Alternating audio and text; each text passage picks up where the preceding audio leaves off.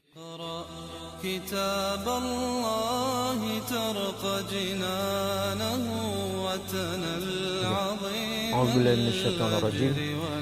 بسم الله الرحمن الرحيم. الحمد لله رب العالمين نحمده ونستعينه ونستغفره ونعوذ بالله من شرور أنفسنا ومن سيئات أعمالنا من يهده الله فلا مضل له ومن يضلل فلا هادي له أشهد أن لا إله إلا الله وحده لا شريك له وأشهد أن محمدا عبده ورسوله سبحانك لا علم لنا إلا ما علمتنا إنك أنت العليم الحكيم اللهم علمنا ما ينفعنا وانفعنا بما علمتنا وزدنا علما اللهم أتي أنفسنا تقواها وزكها أنت خير من زكاها أنت وليها ومولاها Rabbi yassir wa la tu'assir, Rabbi tammim bil khair, amma ba'du. InsyaAllah kita sambung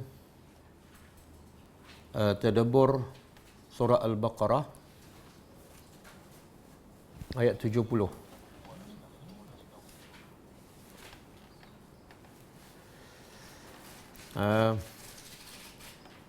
Ayat 70 adalah sambungan cerita yang semalam, iaitu cerita Al-Baqarah. Jadi kita tak bagi pengajaran sehinggalah cerita ni selesai. InsyaAllah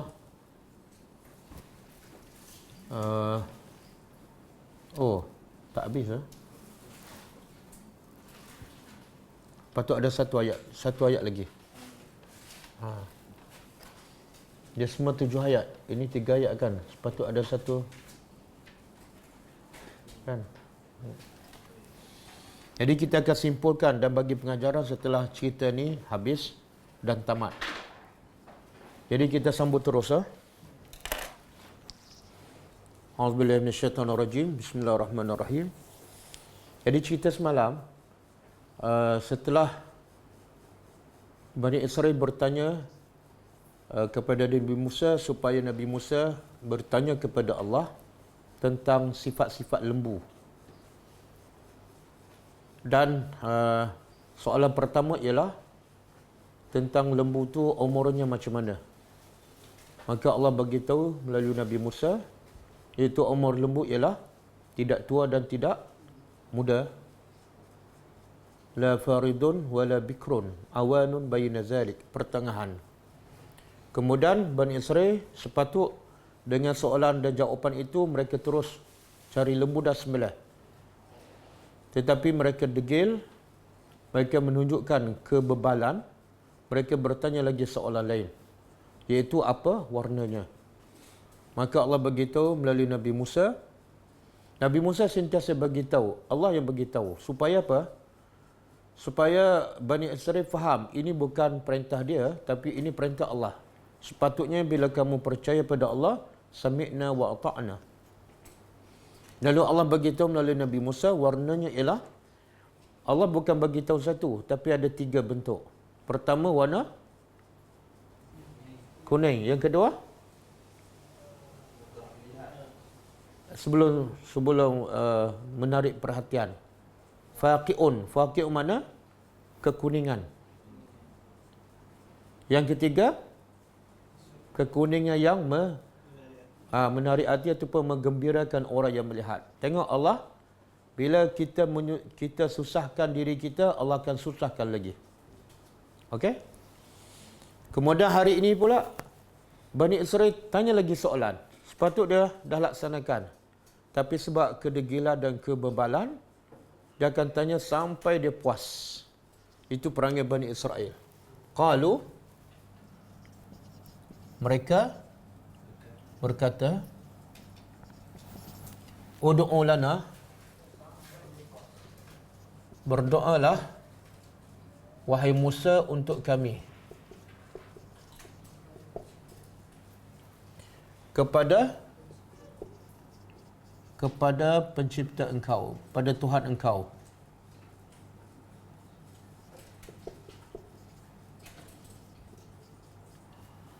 Jadi bahasa yang sama yang diulang oleh Bani Israel, iaitu bahasa yang menunjukkan qillatul adab, tak beradab dengan Nabi Musa.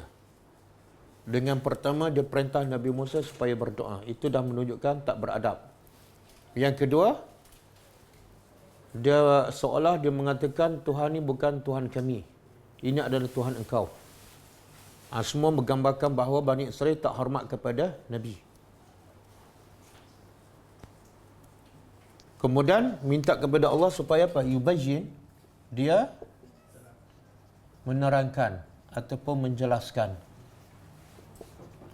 Lana apa dah? Lana bagi kami ataupun kepada kami. Mahia, apa?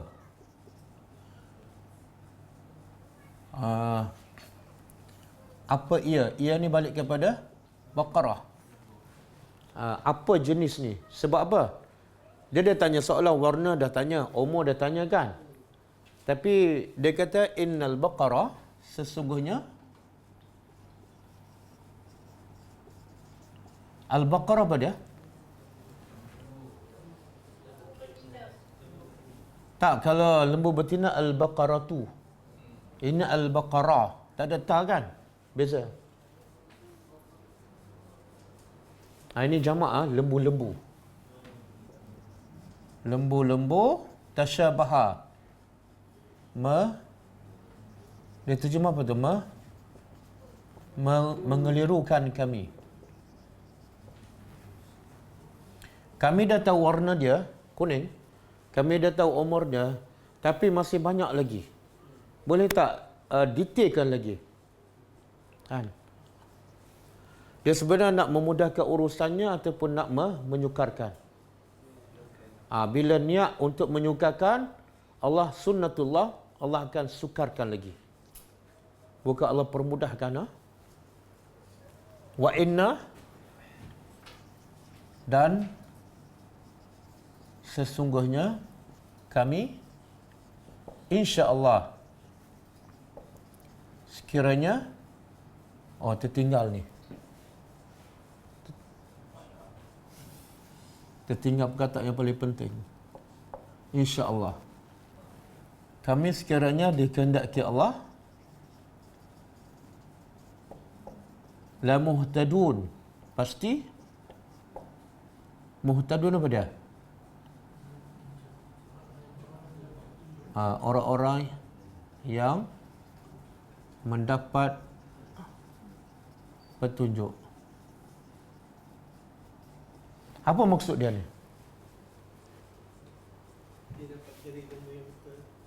Dia kata lembu ni walaupun kami dah tahu warnanya dan juga umurnya, tapi masih lagi mengelirukan kami. Sebab banyak sangat warna yang sama, umur yang sama, tapi boleh tak detailkan lagi. Lepas tu Bani Israel kata apa? Wa inna, sesungguhnya insya-Allah kami adalah orang yang. Sebab tu kata ahli tafsir, dia kata sebab Bani Israel mengucapkan insya-Allah, maka akhirnya dia jumpa lembu tu. Kalau dia tak ucap insya-Allah, wassalam, dia tak akan jumpa. Itu sebahagian pendapat ahli tafsir.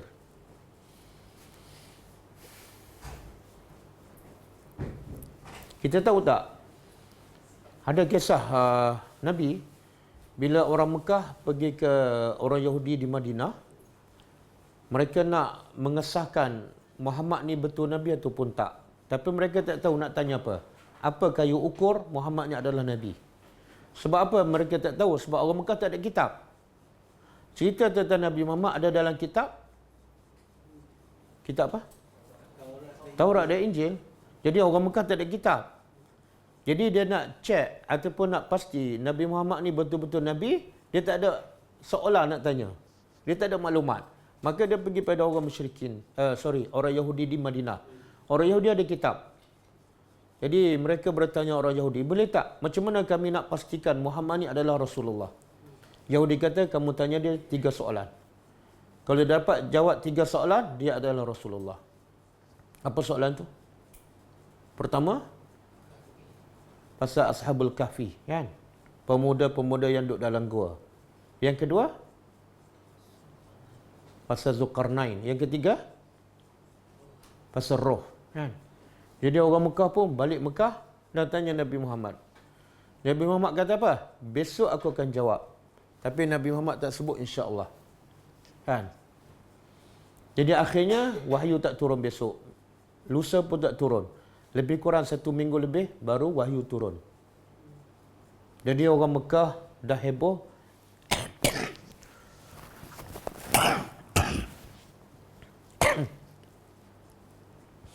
Muhammad dah mungkir janji. Kan? Sebab apa? Orang kata sebab Nabi tak sebut insya-Allah. Tapi sebenarnya ada hikmah lain tak? Wahyu turun lewat sehingga orang musyrikin menuduh Nabi tak tepat janji. Kata nak jawab besok. Besok tak jawab, minggu depan tak jawab. Apa hikmahnya? Ya? Itu sebagai bukti bahawa orang musyrikin menuduh Quran tu Nabi Muhammad reka. Kalau Nabi Muhammad reka, dia boleh jawab bila-bila masa, betul? Bila dia tak jawab, mana wahyu tu daripada Allah. Itu hikmahnya. Dan juga ada kisah Nabi Sulaiman. Dalam hadis yang sahih, Nabi Sulaiman ada berapa isteri? 90? Jangan tiru, ini khas untuk Nabi Sulaiman je. Jadi satu masa dia berkata, aku akan tawaf semua 99 dan setiap seorang isteri akan melahirkan seorang mujahid. Tapi dia tak sebut insya-Allah. Akhirnya seorang pun tak dapat kecuali seorang yang tidak sempurna. Itu hadis sahih.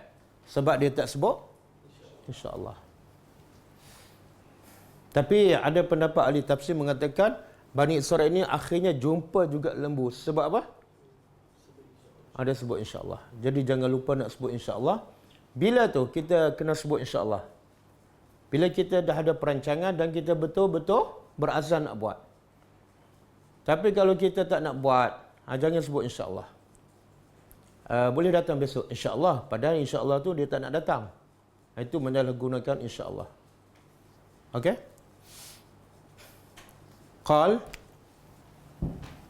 Qal Musa, dia berkata, iaitu Musa. Dia berkata, innahu, sesungguhnya dia tu Allah berkata. Musa tak pernah tinggal. Apa yang dia dah sampaikan adalah firman Allah, bukan pendapat dia. Allah berkata, innaha, sesungguhnya ia adalah Baqarah, lembu betina, la zalul. Apa makna la zalul? Zalul ni makna yang ditundukkan. Ada tak kita baca ayat ni?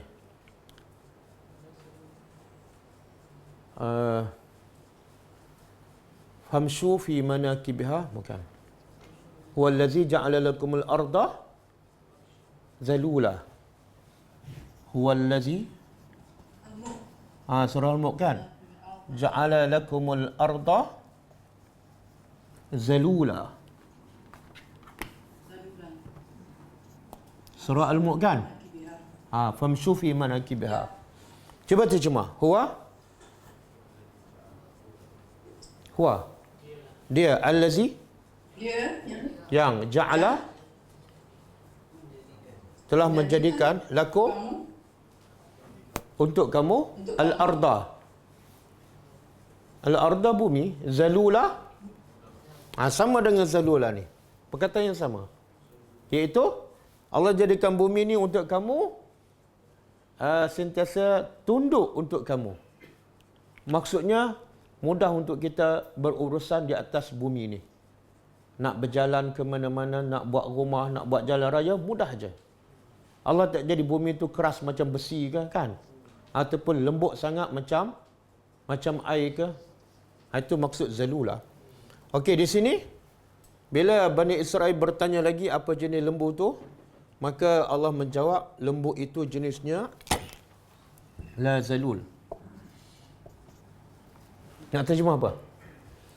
Dia lembu ni ada yang mudah ditundukkan untuk diguna untuk membajak kan, untuk menyiram air. Tapi lembu yang Allah perintah Bani Israel sembelih bukan jenis tu. Tidak mudah untuk ditundukkan. Ada pendapat tafsir mengatakan, ada tafsir jenis lembu yang liar. Itu maksud dia. Tidak boleh ditundukkan. Tusirul arda, yang boleh. Tusiru makna membajak tanah. Tidak diguna untuk membajak tanah.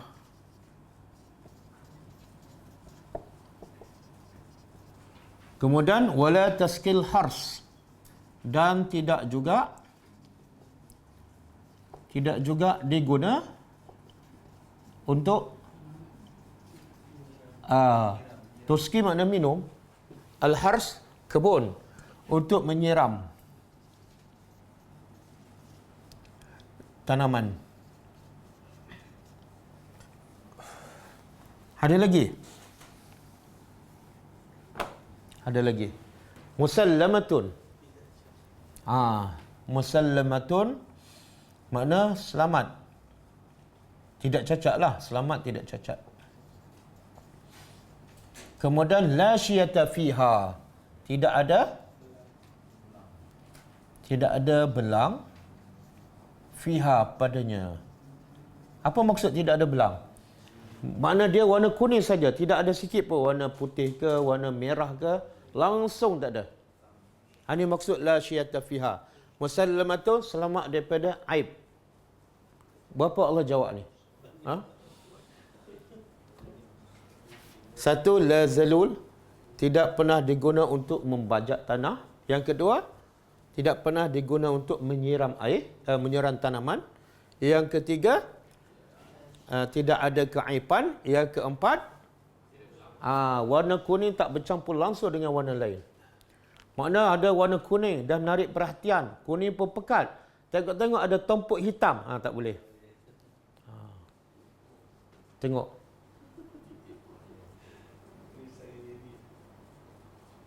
Apa pengajarannya? Allah boleh tak? Bila tanya warna, Allah jawab warna kuning je. Boleh kan? Tapi Allah bagi 3. Kuning, pekat, menarik perhatian. Yang ni boleh. Allah nak bagi tahu, tak membajak je. Yang lain, okey. Boleh kan? Lepas tu, kalau ada topok hitam sikit-sikit, okey. Boleh je. Tapi Allah lagi sebut perkara yang menyusahkan mereka. Kenapa? Allah nak mendera Bani Israel ke? Dan ada satu hadis, hadis sahih. Nabi kata, ad-dinu yusrun.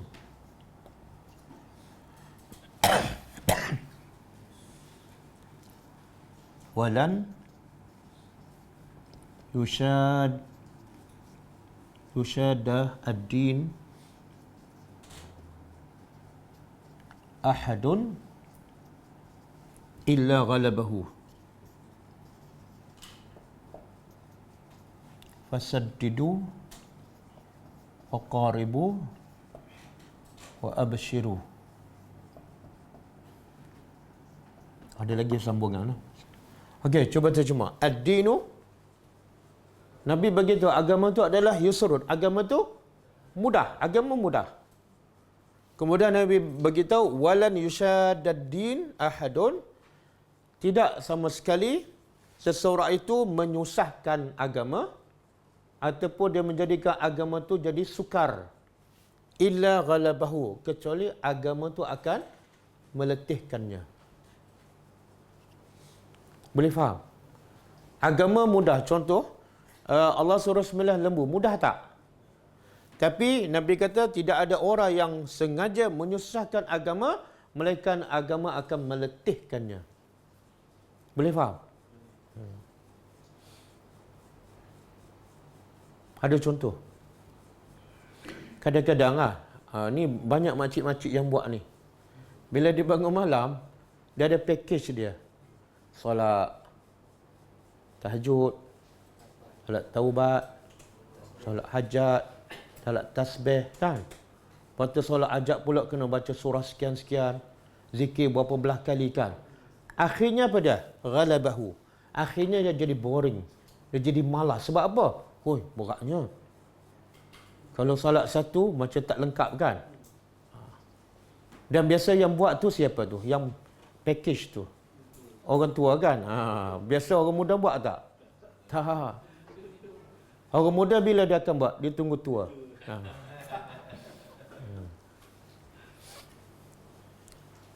Yalah, kadang-kadang kita tetapkan agama mudah aja. Nabi kata apa? Zikir 33, 33, 34 kan. Dia kata apa? Zikir 10,000. Tata yang bercakap pun tak buat. Tak sempat habis 10,000 kan. Jangan. Jadi Allah nak ajar dia. Bila agama asal mudah, kamu menyusahkan, aku akan lagi susahkan. Jangan. Sebab itulah simple aja. Solat-solat sunat kan. Nabi tak tetapkan surah apa. Kecuali solat sunat subuh kan. Solat witir. Yang lain bebas. Solat duha tak mesti baca surah ad-duha. Solat malam tak mesti baca surah al-lail. Bebas. Sebab Nabi nak permudahkan supaya semua orang boleh buat. Orang tua boleh, budak boleh, remaja boleh. Tapi bila kita tetapkan, akhirnya agama menjadi susah. Yang bangun malam hanya yang dah ada rasa dekat nak mati kan. Yang muda-muda panjang umur ni susah nak bangun. Okey, lepas tu Nabi kata apa? Fasaddidu. Maka saddidu bedah. Buatlah yang betul berdasarkan Quran dan hadis. Fasaddidu. Usaha buat yang terbaik berdasarkan Quran dan hadis. Ataupun kalau tak mampu, waqaribu. Buat sedekat, sehampir yang betul. Lepas tu wa abshiru. Apa makna wa abshiru? Bergembiralah. Bila kamu buat yang betul ataupun dekat dengan betul, maka bergembiralah, iaitu kamu akan diberi ganjaran pahala. Boleh Jadi jangan menyusahkan. Kadang-kadang orang wuduk kan, dia waswah kan. Bila waswah tu nak masuk niat pun akhirnya jadi susah. Tengok-tengok orang bagi salam, dia baru sudah ambil wuduk. Itu pun setelah basah satu badan. Itu jenis macam itulah. Okey.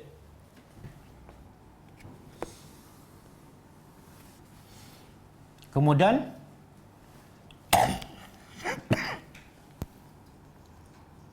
qalu, mereka berkata. Lepas Allah bagi tahu apa yang mereka tanya, apa reaksi Bani Israel? Mereka berkata, al-an, sekarang, jita, engkau iaitu Musa telah mendatangkan bilhaq, yang apa maksud ni? Apa maksud?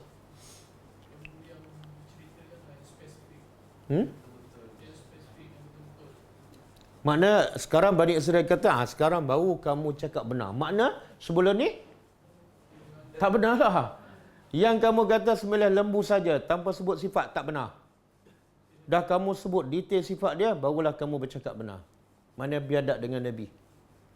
Ataupun pendapat yang kedua, sebelum ni dia kata Nabi Musa apa?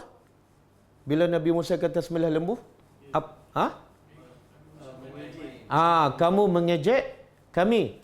Sekarang bila Nabi Musa dah cakap detail ni, baru dia kata, okey, sekarang kamu dah tak mengejek kami. Itu makna bilhaq. Okey, fazabahuha. Maka mereka menyembelihnya.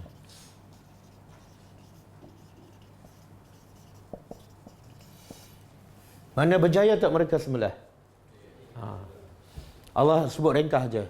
Allah tak kata setelah mereka cari 1 minggu, sebulan tak jumpa, bulan kedua baru jumpa, tak ada. Allah kata mereka sembelih. Di mana mereka jumpa lembu ni? Ada Israeliat, dia kata apa? Bani Israel ni cari satu Mesir, tak jumpa. Akhir sekali jumpa ada seorang budak yang sangat buat baik pada mak dia. Jadi bila ada satu itu je lembu, maka budak tu pun tahu dia jual dengan harga yang mahal. Di mana? Ha. Jual apa? Makna dia jual dengan lembu tu dengan harga emas sebesar kulit lembu. Tapi Bani Israel beli juga. Sebab apa? Dia nak selesai masalah. Kalau tak bergaduh ni, berperang. Tapi cerita yang beli daripada budak yang baik itu, cerita Israeliat. Jangan percaya. Jangan percaya. Jadi, apa yang wajib kita beriman ialah apa yang Allah sebut. Mereka sebelah. Di mana mereka dapat, wallahu alam. Berapa hari, wallahu alam. Cuma Allah kata, wa ma kadu, dan hampir-hampir mereka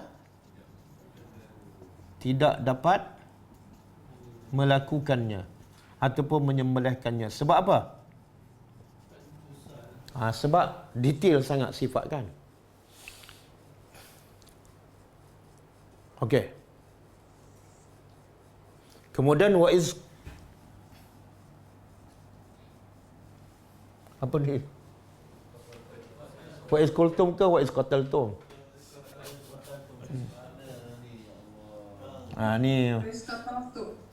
Ni masa makan dah berbuka ke belum ni? Masa tulis ni. Wa iz qataltum. Dan ingatlah ketika mana kamu qataltum apa dia? Kamu bunuh nafsan, satu jiwa. Faddaraktum. Apa makna faddaraktum? Lalu kamu tuduh menuduh. Tuduh menuduh. Fiha, padanya,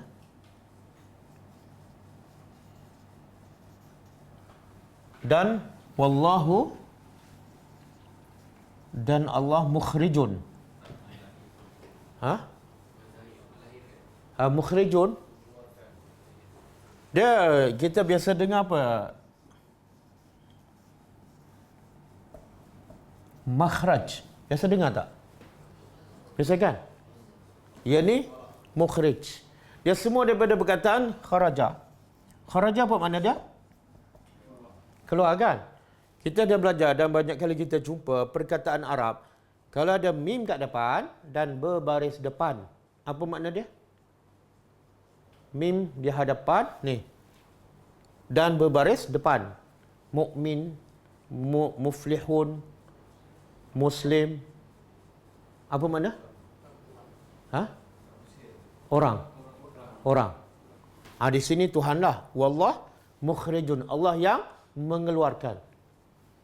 Tapi kalau bahasa Arab bermula dengan mim dan berbaris atas, makna apa? Tempat. Makhraj, tempat keluar. Kan? Kalau tempat berhimpun, mahsyar. Tempat duduk,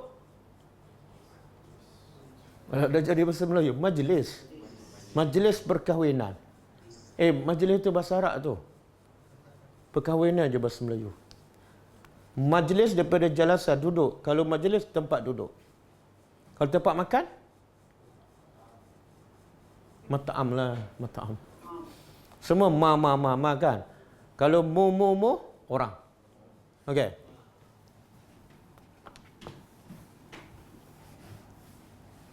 Okey, dan Allah mengeluarkan ma kuntum, apa yang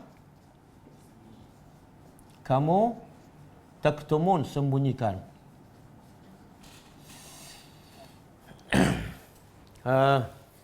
Apa yang Bani Israel sembunyikan? Tentang pembunuh. Mereka tahu tak? Ada yang bunuh mesti tahu, ataupun kawan dia mesti tahu. Jadi mereka sembunyikan, mereka tuduh orang lain. Jadi akhirnya Allah mukhrijun, menzahirkan apa yang mereka sembunyikan. Okey. Sekarang ayat ni, ayat yang 72 ni, Allah cerita ketika mana kamu bunuh satu jiwa. Lalu kesannya kamu saling tuduh menuduhkan. Ini ayat ni sepatut di akhir ke di awal? Dipanggil apa ni? Intro kan? Pasal apa intro duduk belakang? Pernah tak baca buku intro dia kat belakang, bahagian belakang? Pernah tak? Tak pernah kan? Kita nak faham kenapa intro ni Allah letak kat belakang. Apa hikmahnya? Apa dia? Pengajaran mana? Oh, ini yang Ustaz cakap lah, tapi yang awal cakap. Subhanallah. Dia Quran ni, Quran bukan kitab sejarah. Kalau kitab sejarah, dia akan ikut tertib. Intro, kan? Latar belakang, baru cerita. Tapi Quran kitab tarbiyah. Quran nak didik jiwa kita. Bila nak didik jiwa, Allah tak sebut benda yang tak penting. Intro tak penting. Tapi yang penting apa dah? Terus pergi-pergi, Allah suruh Bani Israel sembelih lembu. Makna intipati pada cerita ni bukan terletak pada intro, tapi terletak pada apa? Masalah besar manusia ialah dia akan engkar semua perintah Allah bila dia tidak rasa kebesaran Allah. Itu intipati dia. Di mana-mana saja yang tak solat sebab tak kenal Tuhan, yang buka aurat sebab tak rasa kebesaran Allah, yang mengumpat, yang ambil rasuah, bulan Ramadan pun sama kan? Yang menipu, bercakap bohong, bulan Ramadan sama je, punca tak rasa kebesaran Allah. Itulah intipati dia. Jadi intro ni tak penting, Allah letak kat belakang. Sebab Quran bukan kitab sejarah. Kitab tarbiyah. Okey? Satu ayat lagi. Penamat cerita ni. Kita habiskan malam ni.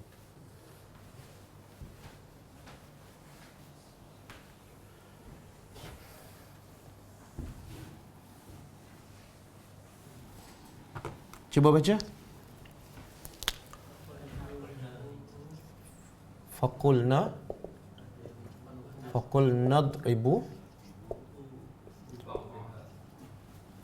dribuhu bi ba'dihha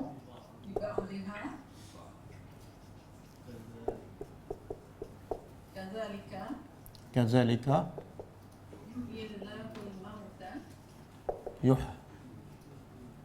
yuhyillah al-mauta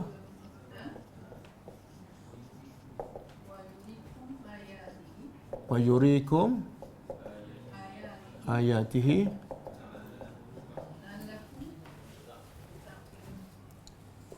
la'allakum ta'qilun.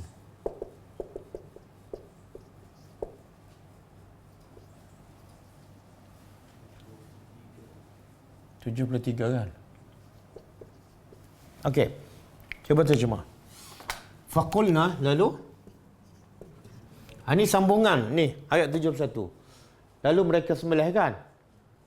Lepas sembelih tu apa berlaku? Iaitu lalu kami berkata, iaitu Allah, idribu, pukullah oleh kamu akannya. Sebenarnya ini siapa yang berkata ni? Allah, tapi melalui lisan Nabi Musa AS. Pukullah oleh kamu, akannya. Jadi Nabi Musa suruh siapa pukul? Bani Israel. Pukul apa? Ni pukul apa? Mayat. Jadi mayat ni lelaki ke perempuan? Mana tu? Sebab okey. Bi ba'dihha dengan bi ba'dihha, ba'da sebahagian. Sebahagiannya. Nya ni balik pada apa? Lembu yang telah mati kan? Apa dia tu? Ekor ke? Paha ke? Kepala ke? Tak cakap. Bila tak cakap, jangan cakap. Bila Tuhan tak cakap, jangan cakap. Ada kata, dia ambil paha lembu, kemudian dia pukul mayat. Ada kata, ambil kepala. Semua tak ada dalil. faedahnya apa? Apa hikmah? Bila Allah kata ambil sebahagian lembu, makna umum lah kan? Apa kebaikannya? Mana lebih baik? Perintah secara umum ataupun spesifik? Kenapa? Itu Allah nak bagi tu Islam tu mudah. Jangan menyusahkan. Ya. Kalau isteri tanya, nak makan apa? Kita jawab, kari kepala ikan ke ataupun apa-apa. Kita tanya pula isteri, yang mana jawapan lebih memudahkannya? Apa-apa ke kari kepala ikan? Apa-apa kan? Sebab apa? Bila sebab apa-apa, goreng telur aja. Lepas tu Maggi. Suami jangan komplain. Sebab suami kata apa tadi? Okey. Kan mudah tu. Kazalika. Demikian itu yuhyillah. Allah menghidupkan al-mauta yang mati. Wa yurikum dan dia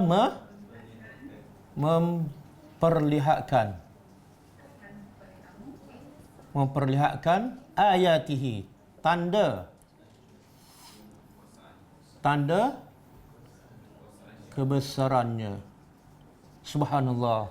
Allah tak kata Allah menunjukkan mayat, tak. Allah kata begitulah Allah satu menghidupkan yang mati. Yang kedua Allah menunjukkan tanda kebesarannya. Jadi apa tanda kebesaran Allah di sini? Menghidupkan yang mati. Dan menghidupkan yang mati dengan apa? Dengan lembu yang mati.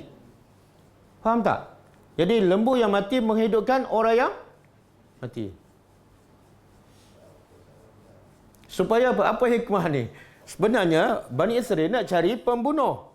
Kenapa pusing jauh ni sampai kena sembilan lembu, lepas tu ambil anggota lembu, pukul pula mayat. Lepas tu apa berlaku?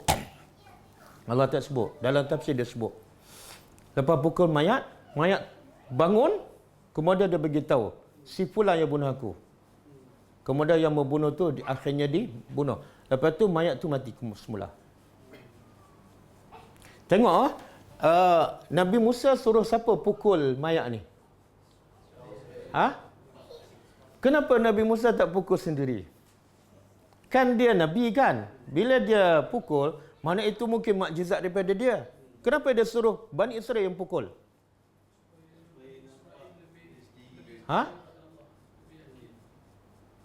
Bukan. Yalah, kalau Musa pukul pun usaha juga. Kenapa?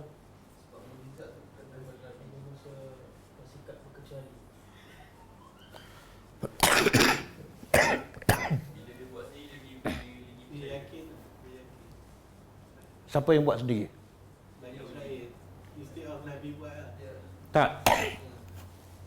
Kalau Nabi Musa pukul, kemudian mayat itu hidup, akan ada tuduhan. Ini sihir Musa. Kami tak nak terima. Nampak tak? Cerdik Nabi Musa. Sebab tu Nabi Musa, kamu buat sendiri. Jadi yang menghidupkan mayat bukan aku, kamu kan. Maknanya ini bukan sihir. Sebab kamu bukan tukang sihir. Untuk mengelakkan tuduhan ataupun fitnah. Okey. Jadi apa hikmah semua ni? La'allakum, supaya kamu ta'qilun, berakal. Subhanallah. Rupa-rupa hikmahnya Allah nak semua peristiwa ni, Allah nak Bani Israel berakal. Kan? Macam mana tu? Peristiwa ni menjadikan Bani Israel berakal. Macam mana?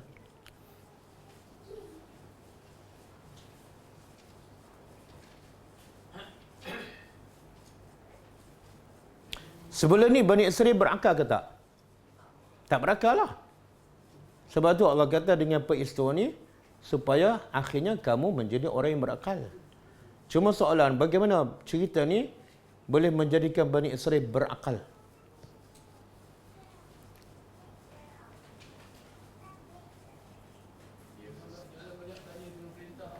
Apa dia? Bila bila Allah perintah sembelih lembu, dia banyak soal. Apa sebab dia banyak soal? Sebab dia tak kenal Tuhan. Apa sebab dia tak kenal Tuhan? Sebab dia tak guna akal. Kan dia sembah apa sebelum tu? Sembah lembu. Lembu boleh tak menghidupkan? Tak boleh. Bila dia buat lembu, kemudian dia sembah, nampak sangat dia tak berakal. Sekarang Allah tunjuk peristiwa ni supaya mereka kembali waras. Apa dia? Yang boleh menghidupkan orang Allah. Lembu kamu tak boleh buat apa-apa. Bahkan kamu yang buat lembu. Berakallah kamu. Boleh faham? Dan bila kamu berakal, bila kamu kenal Tuhan, walaupun perintah Allah tu nampak macam tak ada kaitan dengan isu dia, tapi kalau kamu kenal Tuhan, sami'na. Nampak tak akhirnya, mula-mula dia kata Nabi Musa permainkan dia. Sebab nampak macam tak ada kaitan kan? Tapi sekarang ada kaitan tak? Ada. Allah pusing jauh. Tengok-tengok lembu tu diguna untuk pukul mayat, dan mayat tu hidup. Mayat tu bagi tahu siapa pembunuh. Jadi pengajaran paling besar apa dia? Pengajaran paling besar. Bila Allah kata apa-apa saja A ke B ke, sami'na wa ata'na, jangan banyak soal. Sebab apa? Sebab Allah lebih mengetahui apa terbaik untuk kita. Kita tak tahu apa-apa. Ilmu kita hanya sikit je. Sebab tu Allah kata, wa asa an takrahu syai'an wa huwa khairul lakum. Yang kamu tak suka tu sebenarnya baik untuk kamu. Kamu tak faham, kamu tak tahu. Kenapa? Allahu ya'lamu. Allah tahu dan kamu tak tahu. Jadi apa saja musibah menimpa kamu, yakinlah dia adalah baik untuk kamu. Okey. Boleh ya? Okey, kita tengok pengajaran daripada kisah ni dalam 7 ayat ni. Pertama,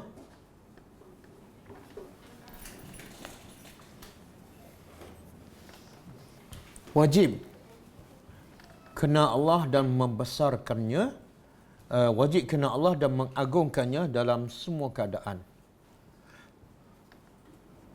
Wajib kenal Allah dan mengagungkannya dalam semua keadaan.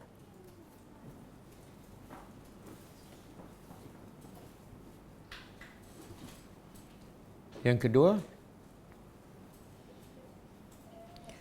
apabila manusia kenal Allah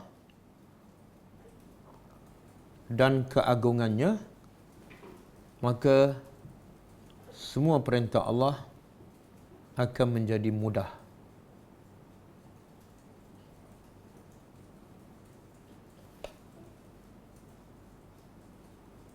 Yang ketiga,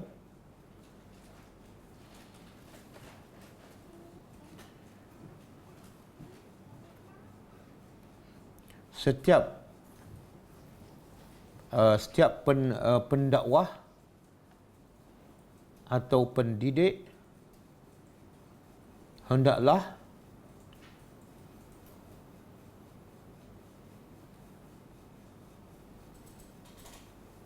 menyandarkan setiap perintah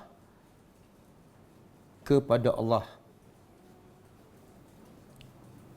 Apabila menyuruh dan mendidik orang yang di bawahnya.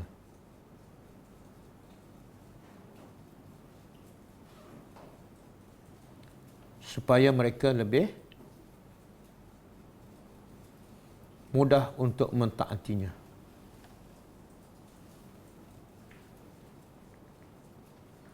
Jadi bila kita nak larang orang, sebut je Allah yang tak bagi. Jangan kita kata tak boleh. Bila tak boleh, orang rasa itu adalah daripada kita. Itu yang punya, biasanya anak kita membantahkan, walaupun yang kita suruh ialah perintah daripada Allah. Yang keempat,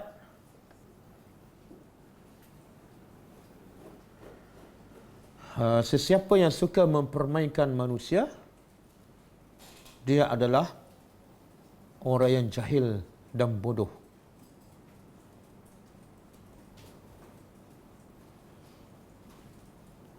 Kerana kata Nabi Musa alaihissalam, A'udzu billahi an akuna minal jahilin. Aku berlindung kepada Allah daripada menjadi orang yang jahil. Apa maksud orang jahil? Suka permain, perlekehkan orang. Bahkan Allah sebutkan haram dan dosa besar sesiapa yang suka memperlekehkan orang. Cuba buka surah Al-Hujurat.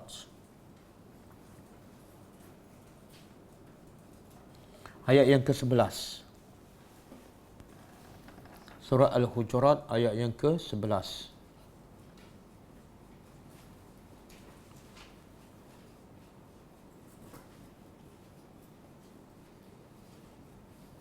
Allah kata apa? A'udzubillahi minasyaitonirrajim. Ya ayyuhallazina amanu la yaskhar qaumun min qaumin asa an yakunu khairan minhum wala nisa'un min nisa'in asa an yakunna khairan minhunna.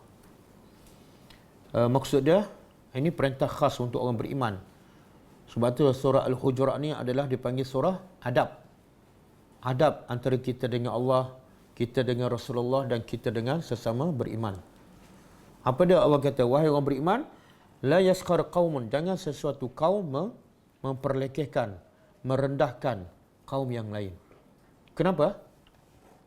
Moga-moga kaum yang diperlekehkan dia khairan, lebih baik daripada orang yang memperlekehkan.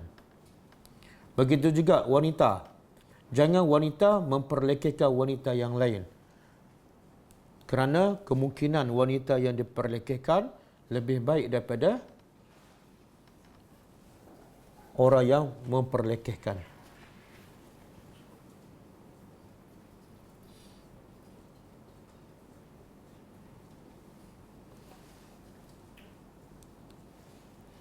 Dan sambungan ayat tu Allah kata wala talmizu anfusakum.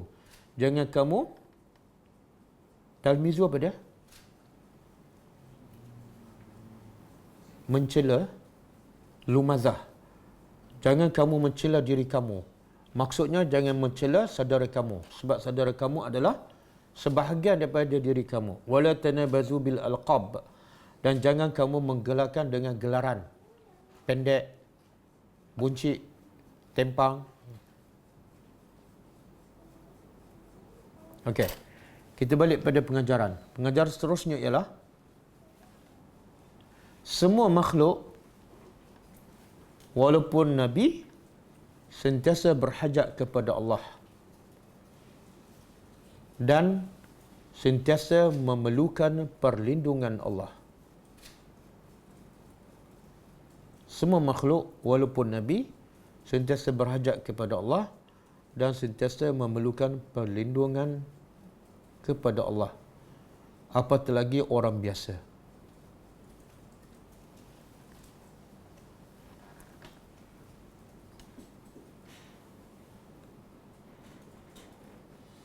Yang ke berapa nama? Yang ke-6. Kesombongan Bani Israel sehingga berlaku biadab kepada Nabi Musa AS yang merupakan Nabi yang terbaik di kalangan Bani Israel.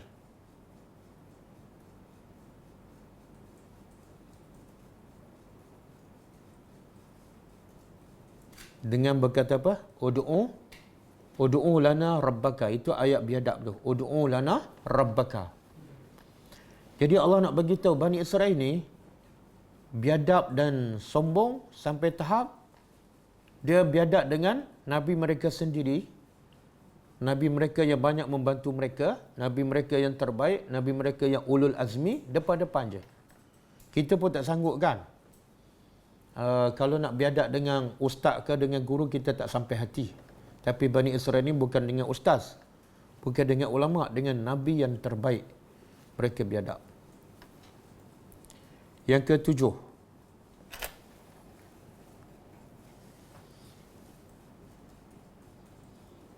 sesiapa yang semula agama adalah mudah. agama adalah mudah. Sesiapa yang menyusahkan agama, maka dia akan menjadi penat dan letih dengan agama.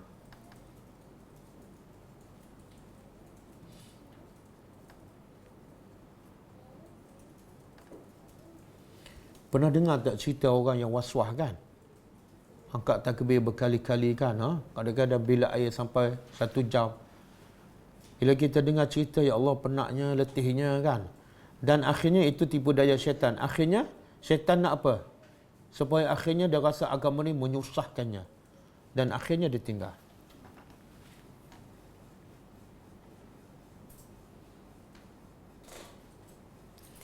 Yang keberapa?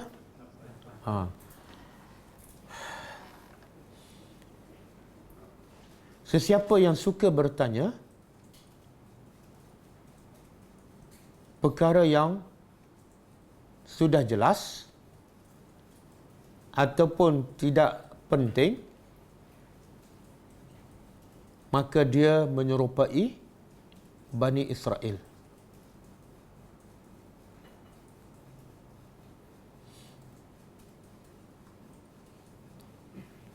Ada satu peristiwa, Nabi kata pada sahabat, diwajibkan ke atas kamu melakukan haji. Sahabat tanya, sekali setahun ke ya Rasulullah? Nabi tak jawab. Dia tanya lagi, sekali setahun ke ya Rasulullah? Nabi tak jawab. Sampai 3 kali. Lepas 3 kali Nabi kata, kalau aku jawab, dia akan jadi wajib. Nampak tak? Jadi pengajarannya apa? Bila Nabi kata diwajibkan melakukan haji, maksudnya apa? Sekali ke 2 kali? Sekali je lah. Sebab Nabi tak sebut bilangan. Tapi kalau dia nak bertanya tentang cara nak buat haji, itu lain. Sebab itulah soalan ni ada 2. Satu soalan tentang hukum hakam agama yang dia tak jelas. Itu wajib bertanya. Allah sebut dalam surah Al-Anbiya kan, fas'alu ahla zikri in kuntum la ta'lamun. Hendaklah kamu bertanya orang yang berilmu sekiranya kamu tidak tahu. Yang tu wajib tanya bila maklumat agama tak jelas, hukum tak jelas. Yang kedua, soalan kedua ialah hukum agama dah jelas tapi dia nak tanya lagi lebih detail macam Bani Israel. Kemudian yang mana lebih menunjukkan ketaatan kita kepada Allah? Dengan kita bertanya detail baru kita taat, ataupun kita dah tahu hukum secara jelas terus kita taat tanpa kita tanya lebih detail? Yang mana lebih menunjukkan ketaatan kepada Allah? Nombor 2 kan, saya bagi analogi lah. Dia bapa, dia ada 2 anak. Seorang dia suruh anak dia bila nak tidur gosok gigi, kan? Lepas tu baca doa. Jadi anak pertama ni terus pergi gosok gigi dan baca doa tidur. Anak yang kedua dia tanya, ayah, kenapa kena gosok gigi? Lepas tu tanya lagi, gosok gigi berapa kali? Bila bapa dia jawab, dia tanya lagi, gosok gigi pakai ubat apa? Colgate ke Dali? Lepas tu dia tanya lagi, lepas gosok gigi saya makan, kena gosok lagi ke? Dah bapa cerita baru dia bak. Antara 2, mana anak yang paling taat pada mak bapak? Yang paling hormat bapa? Yang pertama tadi. Begitulah bila kita dah dengar hukum Allah dan jelas, sami'na wa ata'na. Sebagaimana kata Allah dalam surah An-Nur. Cuba buka surah An-Nur ayat 51.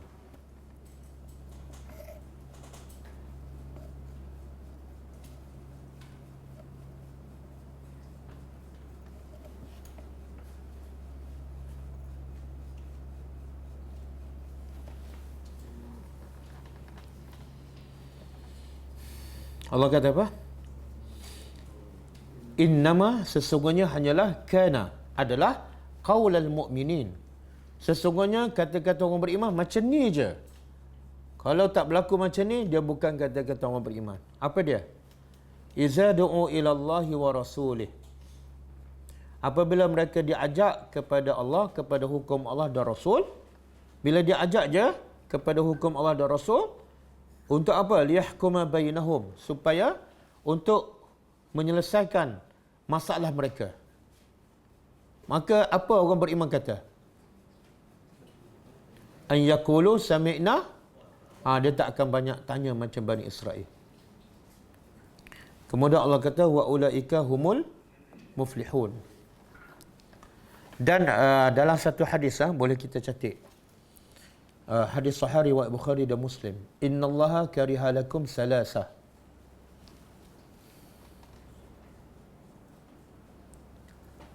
Qila wa qal wa kasratus su'al wa idha'atul mal. Maksud dia sesungguhnya Allah benci kepada kamu 3 perkara. Allah benci.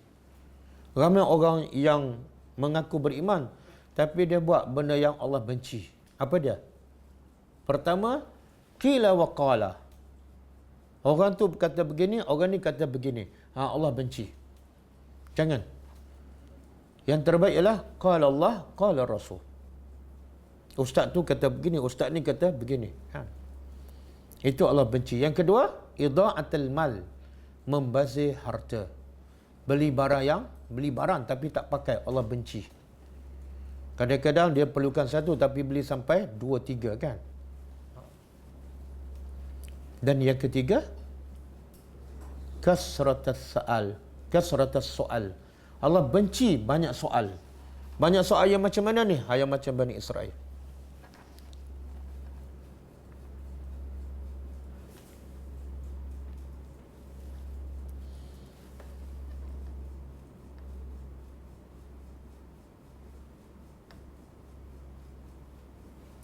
Okey, yang berapa tadi pengajaran?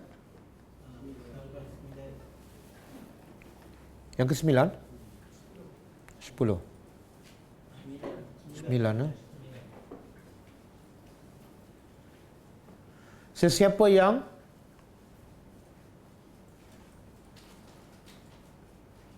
Sesiapa yang menyusahkan dirinya untuk melaksanakan perintah Allah, maka Allah akan lebih menyusahkannya.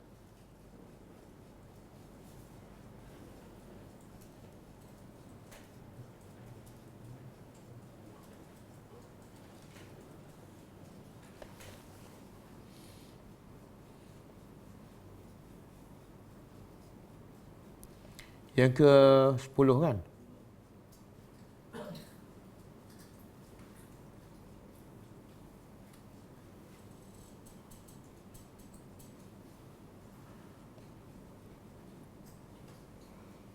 Rahmat Allah. Rahmat Allah kepada Bani Israel, di mana Allah sentiasa mengingatkan Bani Israel tentang nikmat-nikmat yang banyak yang Allah beri kepada mereka. Banyak dalam Quran kita jumpa uzkuru ni'mati allati an'amtu alaikum. Itu sebagai tanda rahmat Allah supaya Bani Israel kenal Tuhannya dan akhirnya kembali menyembah Allah. Yang ke-11. 11 ke? Al-Quran adalah kitab pendidikan ataupun tarbiyah. Maka ia tidak meraihkan susunan cerita. Al-Quran adalah kitab tarbiyah, maka ia tidak meraihkan susunan cerita. Sebaliknya, ia lebih fokus kepada pengajaran. Ia lebih fokus kepada pengajaran daripada setiap penceritaan.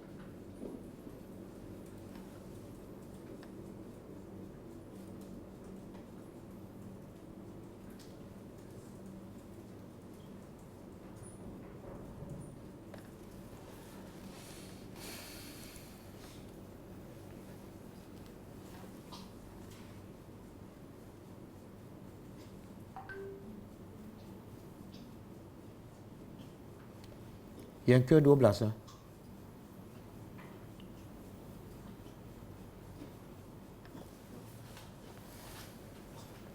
Allah sentiasa menguji hamba-Nya.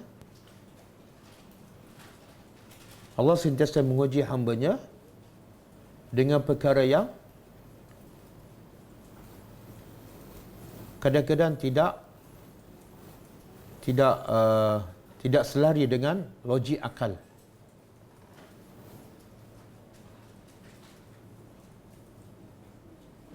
Untuk memastikan hamba-Nya benar-benar beriman kepada Allah ataupun tidak.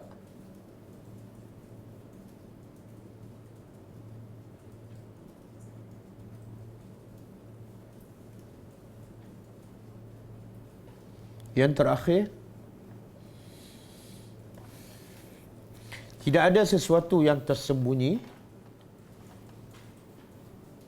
melainkan Allah akan bongkarkan di akhirnya. Tidak ada sesuatu yang tersembunyi melainkan Allah akan bongkar di akhirnya. Okey. Cukup ah? Kita tengok soalan.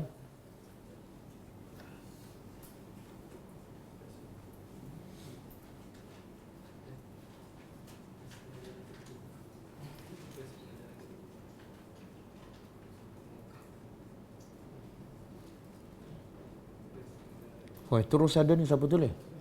Dia. Entah tulis. Oh, cepat.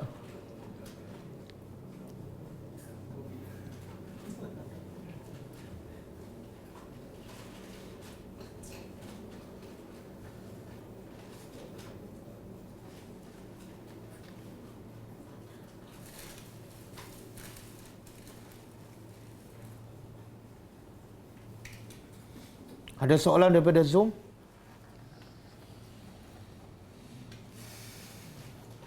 Ada soalan daripada statement daripada Siti Aziz, Ustaz. Alhamdulillah Ustaz, dengan pencerahan tentang bacaan surah-surah yang selalunya ditetapkan atau dipakejkan untuk segala jenis sembahyang sunat yang Ustaz beritahu tadi. Ya. Oh, bukan soalan.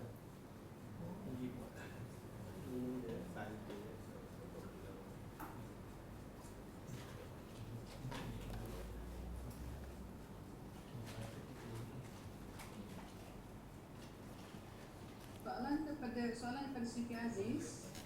Assalamualaikum Ustaz. Waalaikumsalam warahmatullahi. Al-Hujurat ayat ke-11 tu, larangan mencela kaum lain. Boleh panjangkan maksud kaum tu? Bila Allah sebut mencela kaum, dan dalam ayat tu Allah sebut secara nakirah, kaumun. Bila kaumun nakirah, bila nakirah umum, maknanya termasuklah kita mencela orang kafir. Mencela orang kafir pun tak boleh. Bahkan mencela agama yang bukan Islam pun Allah larang. Wala tasubbu, jangan kamu mencela agama lain. Kenapa? Sebab akhirnya dia akan mencela Tuhan kita. Jadi umum kepada siapa saja, individu ke, puak ke, bangsa ke, parti ke, agama ke, semua haram kita mencela. Bahkan kalau kita nak kutuk yang non-Muslim, celaka dia, sedangkan dia masih hidup, itu pun tak boleh, haram. Sebab apa? Sebab kita tak tahu kesudahan hidup dia. Mungkin di akhir kehidupan dia beriman, dan kita pun kita tak tahu kesudahan kehidupan kita. Innamal a'malu bil khawatim. Sesungguhnya amalan yang dikira ialah yang di hujung. Kecuali kita boleh cela apa yang Allah cela. Contoh Abu Lahab, kita nak cela silakan. Nak cela Fir'aun, apa yang Allah cela dan Quran, silakan, tak salah. Tapi yang Allah tak cela, yang Rasulullah tak cela, tak boleh. Wallahu alam.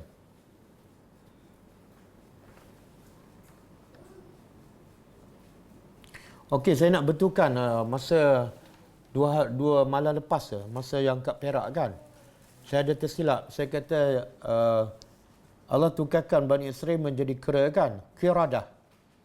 Qiradah tu jamak, plural. Kemudian kalau satu, kirdun.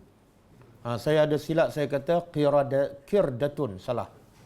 Jadi mufrad dia kirdun. Jamak dia qiradatun.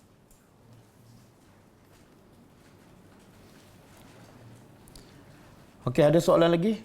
Assalamualaikum Ustaz. Bagaimana hendak menjauhkan daripada was-was?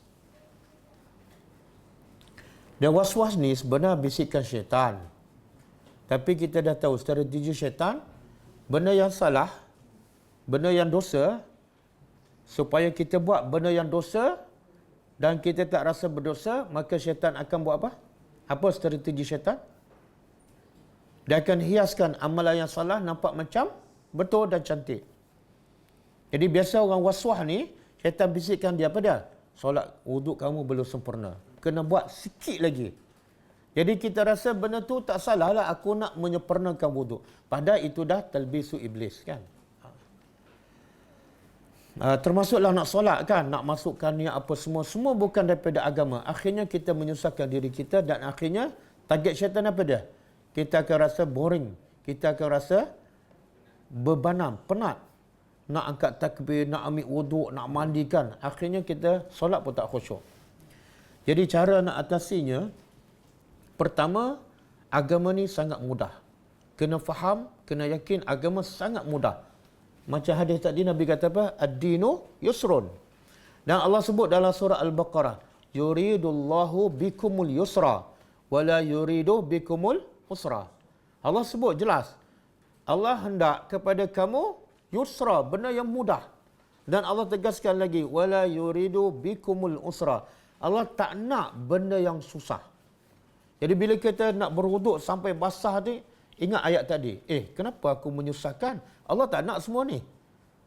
Allah tak nak sampai basah, sampai lama, sampai membazir. Allah tak nak. Kenapa kau buat? Ini mesti syaitan ni. Kan? Sebab tu kalau kita tengok orang ambil wuduk yang betul kan. Sekejap, kemudian air pun lebih kurang 1 botol aja. Kan? Sebab dia, wuduk ni sebenar bukan mandi. Bukan basuh. Kan? Bukan basuh.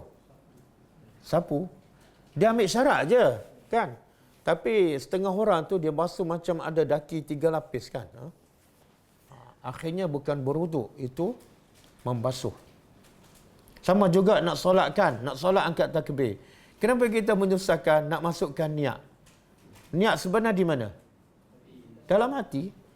Jadi kalau dah dalam hati, itu yang tak masuk tu sebab kita nak masuk benda yang dah masuk. Kan? Dia 10 tahun tak masuk. Memang duduk kat dalam dah. Sama juga dengan puasa kan. Puasa tu, simple aja. Bila kita bangun sahur, dah ada niat tak? Ada setengah orang, saya bangun sahur tak dia terlupa nak niat kan. Sah tak solat saya, puasa saya? Dia tak ada, setakat saya tahulah, tak ada orang bangun sahur nak main golf kan.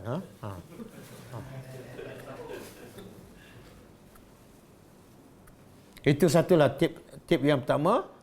Kena yakin agama ni mudah. Bila kita buat susah, dia bukan daripada amal, confirm daripada syaitan. Kan? Yang kedua, bila kita menyusahkan, akibat yang kedua apa dah? Kita akan buat dosa. Dosa apa? Membazir air, membazir masa. Dan yang ketiga, menyebabkan orang tak suka pada kita. Betul tak?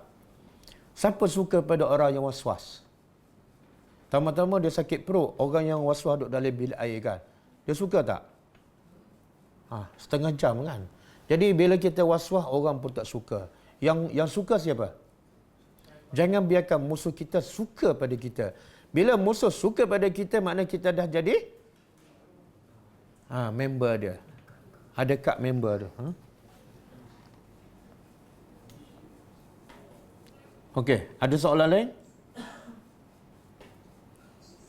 Soalan dari Zoom Ustaz. Ya. Mudah. Ustaz, betul ke nama-nama Kabil dan Kabil dari Israel? Soalan nombor 2 daripada Maria. Assalamualaikum Ustaz, macam mana nak tegur ahli keluarga yang ikut tarikat yang saya rasa buat susah dengan macam-macam zikir dan lain-lain? Okey. Nama Qabil dan Habil tidak ada dalam hadis yang sahih. Dia ada hadis tapi hadis itu tak sahih. Dan dalam Quran tak sebut langsung Ibnai Adam, 2 anak Adam. Sebab itulah Quran ni kitab pendidikan. Bila pendidikan dia tak fokus pada apa? Nama. Ashabul Kahfi, Allah tak fokus Kahfi itu di mana, pemuda Kahfi hidup zaman siapa, siapa nabinya, siapa rajanya. Allah tak fokus semua tu. Sebab Allah nak kita ambil pengajaran. Jadi tak payah cari gua Kahfi. kisah Al-Kahfi dia tak faham pengajarannya, tapi gua dia jumpa sampai 3 gua kan. Okey, yang kedua apa tadi? Tarikat. Dia Keluarga yang masuk tarikat. Terfikir. Dia saya nak tanyalah, yang ikut tarikat dengan yang kufur dan syirik pada Allah, yang mana lebih dahsyat? Yang kufur dan syirik terang-terang kepada Allah dengan yang tarikat ni, yang mana lebih sukar untuk kita tarik pada Islam? Kenapa tarikat? Tak, tarikat ni biasanya dia Islam kan. Dia bersolat, cuma bezanya mungkin wirid, zikir kan. Dia Islam kan. Jadi sebenarnya yang kafir, yang syirik terang-terang lagi susah kita nak ajak kepada Islam. Tapi Nabi berjaya tak tarik orang musyrikin Mekah yang jadi penyembah berhala tegar. 360 patung keliling Kaabah. Tawaf pun bogel kan. Dan sampai tahap Umar pun nak bunuh Nabi kan. Nabi berjaya tak tukar mereka semua? Berjaya dengan apa? Dengan apa? Dengan Quran je. Jadi semua masalah syirik ke, tarikat ke, bid'ah ke, dia ubat yang paling mujarab ialah ajak mereka kepada Al-Quran. Dan daripada pengalaman saya lah, bila saya mengajar tadabbur Al-Quran, ramai banyak yang dapat feedback daripada pelajar. Dia dulu ikut dengan tarekat, dia macam-macam. Tapi bila kena dengan sentuh Al-Quran, dia boleh berubah. Jadi ajaklah mereka yang terlibat dengan tarekat supaya tadabbur Al-Quran. Jangan hukum mereka salah. Bila kita hukum mereka salah, mereka tak akan dekat dengan kita. Ajak mereka dengan Al-Quran. Biar mereka dengar dengan kerelaan mereka. Lepas tu biar mereka berfikir sendiri. Sebab ayat Quran ni dia akan mengubah cara manusia berfikir kalau terus masuk ke dalam hati manusia. Wallahu a'lam. Ada lagi soalan? Dari Zoom tak ada Ustaz.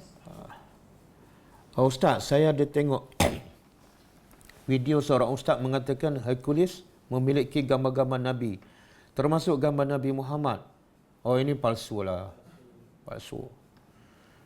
Macam mana dia ada gambar Nabi Muhammad? Siapa yang lukis gambar Nabi? Cerita-cerita macam ni, cerita yang mengelirukan kita kan. Dan kita hilang fokus. Quran tak faham, tapi sibuk nak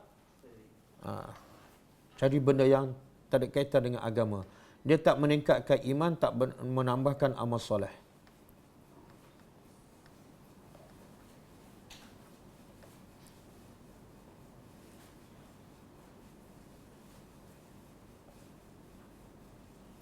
Hari ini, Assalamualaikum Ustaz. Waalaikumsalam. Hari ini mereka sedang memelihara lembu merah untuk acara tertentu. Adakah ia ada kaitan ayat ini ataupun untuk persediaan apa?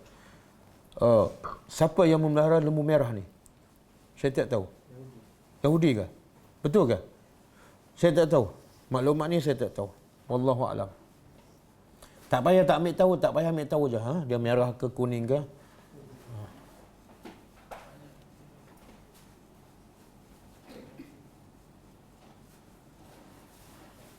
Jika kita menasihati kawan supaya menunaikan solat fardu, dia jawab insya-Allah. Macam mana tu? Tak, insya-Allah ni untuk benda yang bukan wajib lah. Kalau dah wajib tak payah insya-Allah. Insya-Allah sekiranya Allah kehendaki.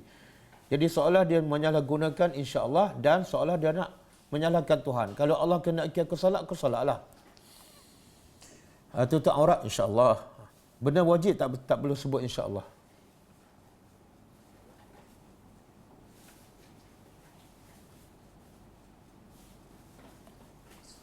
Ustaz. Ya. Assalamualaikum Ustaz. Ya, Waalaikumsalam tolong. Yang kata insya-Allah tu seolah-olah mempersedalkan. Macam mana? Yang kata insya-Allah nak solat tu, yang kata tadi Dia lebih kepada mempersendakan Allah ataupun mempersendakan agama.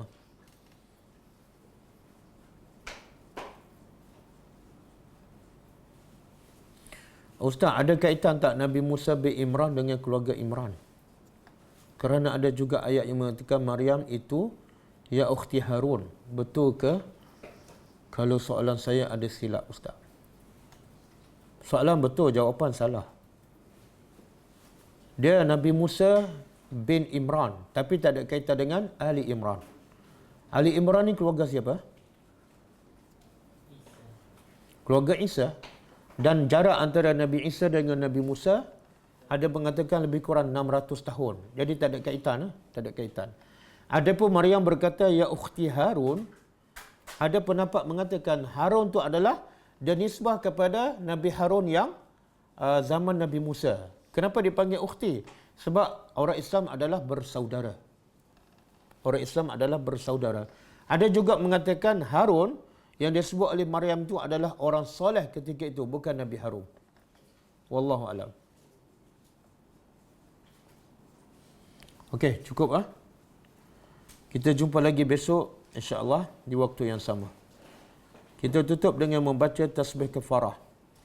Subhanakallahumma wa bihamdika asyhadu an la ilaha illa anta astaghfiruka wa atubu ilaik. Assalamualaikum warahmatullahi wabarakatuh.